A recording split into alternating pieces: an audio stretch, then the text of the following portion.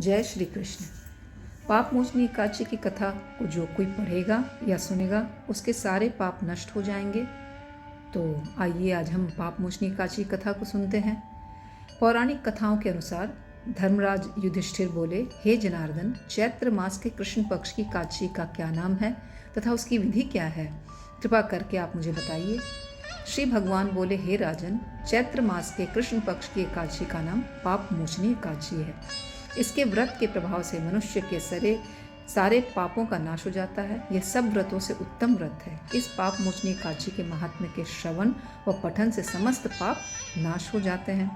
एक समय देवर्षि नारद जी ने जगत पिता ब्रह्मा जी से कहा, महाराज, आप मुझसे चैत्र मास के कृष्ण पक्ष की एकादशी की विधान कहिए।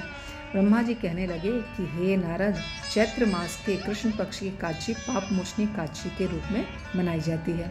इस दिन भगवान विष्णु का पूजन किया जाता है।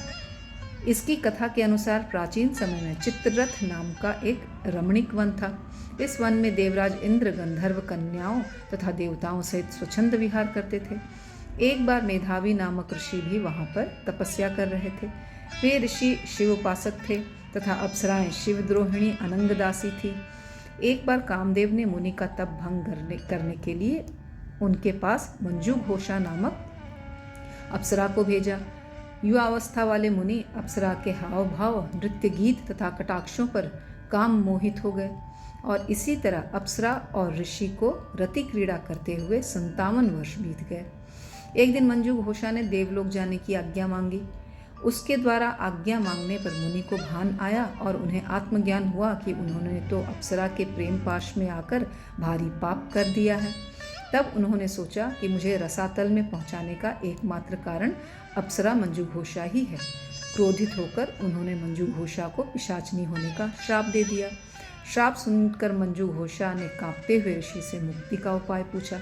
तब मुनिश्री ने पाप मोचनी एकादशी का व्रत रखने को कहा और अप्सरा को मुक्ति का उपाय बताकर पिता च्यवन के आश्रम में चले गए।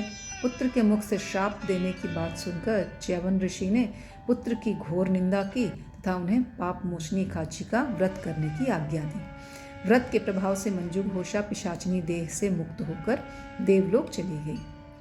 अतः हे नारद, जो कोई मनुष्य विधि पूर्वक इस व्रत को करेगा उसके सारे पापों की मुक्ति होना निश्चित है, और जो कोई इस व्रत के महात्म्य को पढ़ता और सुनता है उसे सारे कष्टों से मुक्ति मिल जाती है।